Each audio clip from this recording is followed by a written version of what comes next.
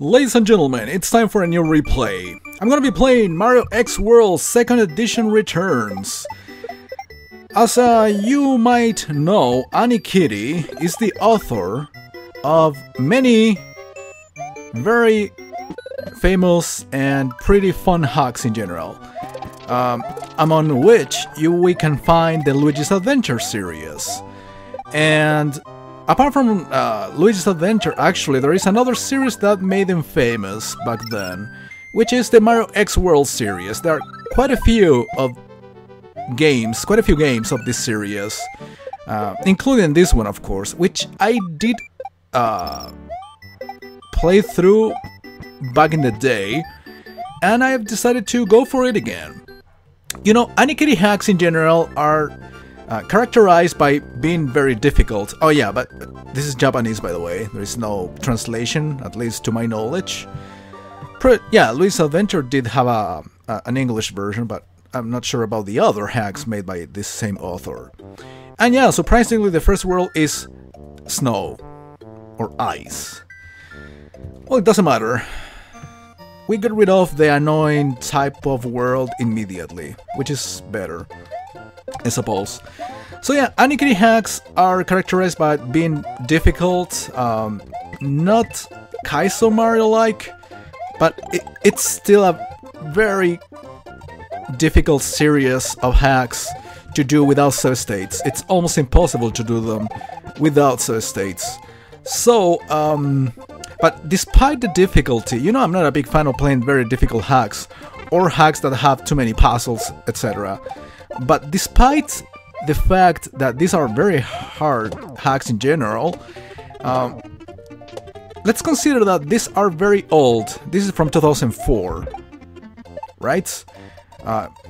You know, way before YouTube was a thing, right? And or many years before Super Mario World Central was a thing, basically promoting very advanced hacks with custom music, custom graphics, custom mechanics.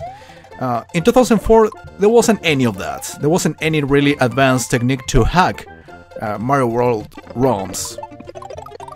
So yeah, for the time in which this was released, it's actually very impressive to see how they used elements from other Mario games, not necessarily original mechanics.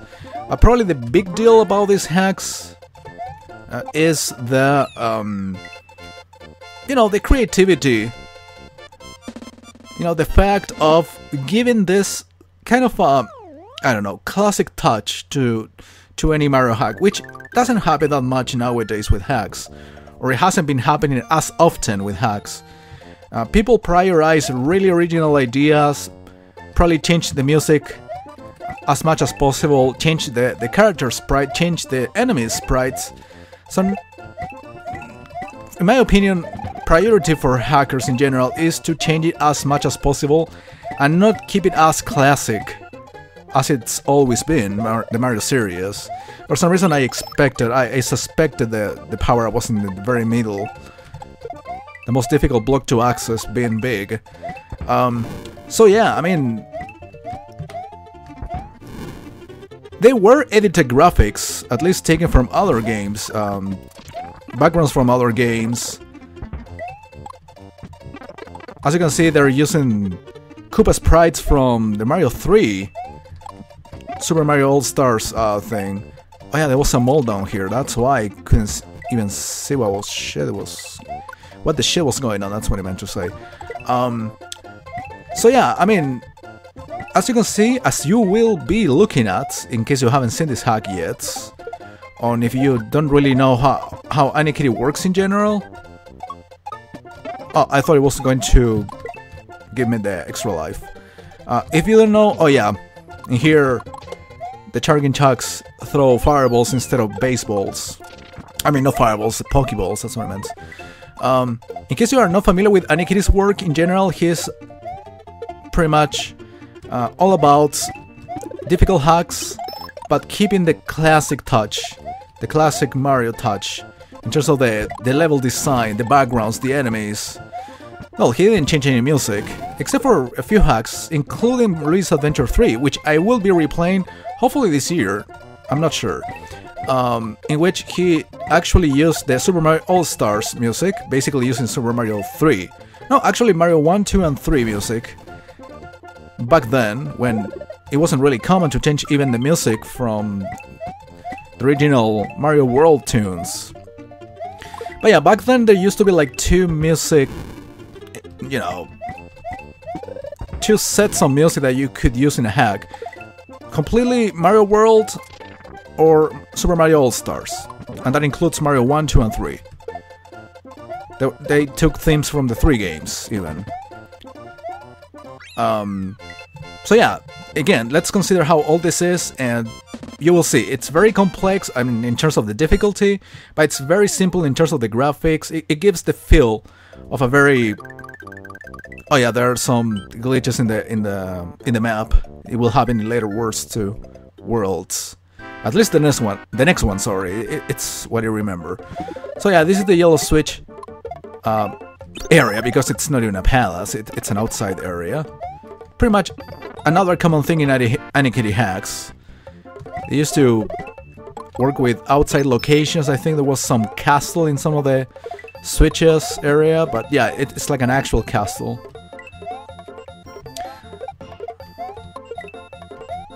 I think it took a bit too long basically to... Oh wait, this is 2-1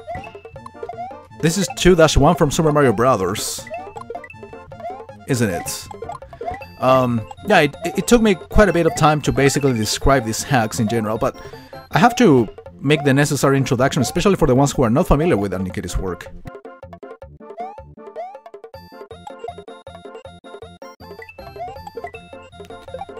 Yeah, this is 2-1. Actually, in a lot of these old hacks, not necessarily Anikitty's, it's common to see remakes of old Mario levels. Adapted to the circumstances, of course. As you can see, this is 2-1 from Super Mario Brothers with a blizzard.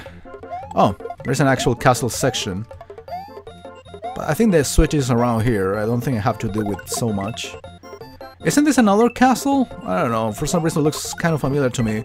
But no, I don't think it's something taken from some other game, especially considering that Goombas and Munchers are not really common in castles. At least the Goombas. Well, this portion of the game is not difficult yet. I mean, I've been rewinding quite a few times, but I'm being able to make kind of smooth progress. Okay, press the first switch. Of course, it will be getting more difficult as I make progress. There are at least 2 more Anikitty hacks apart from this one that I will be playing. Luigi's Adventure 3, and there is another Mario X World, I think it was Bowser's Strike Back. Yeah, well, it was Mario X World Bowser's Strike Back, which was very similar to this one, of course. The map display is different, the levels themselves are different. So yeah, we're still gonna be dealing with Anikitty for a while. But actually, despite the difficulty, and imagine, back then I was really critical on the hack's difficulty. How can I do this? Okay. The very last block, of course, had to be one. The very last one. I used to be very critical on the difficulty of hacks, especially when, you know, everybody wanted me to play Kaizo Mario because it was the fashionable thing. But people didn't understand that I didn't like it. I mean, I don't like it now. At least, I don't care. I might play it, I might record it. I have streamed Kaizo Mario a couple times, or at least once. So I don't really care, but I'm not a fan of it, so I don't find any really a big deal. But back then I detested such hacks.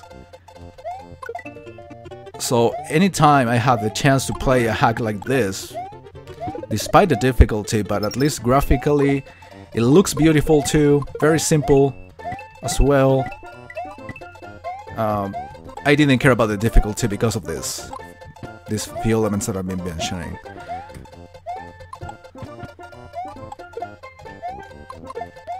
I don't even know if nowadays hard hacks are a thing anymore. I don't think they are. I mean, again, I'm not part of any hacking community. And I need to clarify this every time because people think I am a full-time ROM hack player or anything. I don't play hacks on my own time to begin with, and I try to avoid certain hacks or doing hacks too often. I've been taking very long breaks in between hacks, a month or two at least. Good, I didn't get the points. So yeah, people get this wrong idea about me being a full-timer on this. You know what? I am going to stop this here. Next video, I will complete the world and start the next one, of course. So I want to thank you for watching, and I really hope you look forward to seeing more parts of this, because I am kind of excited. I haven't played an Anikitty hack in quite some time. And you know, I like the oldies, so this is gonna be fun, I guess. I'll see you later, guys. Thanks for watching.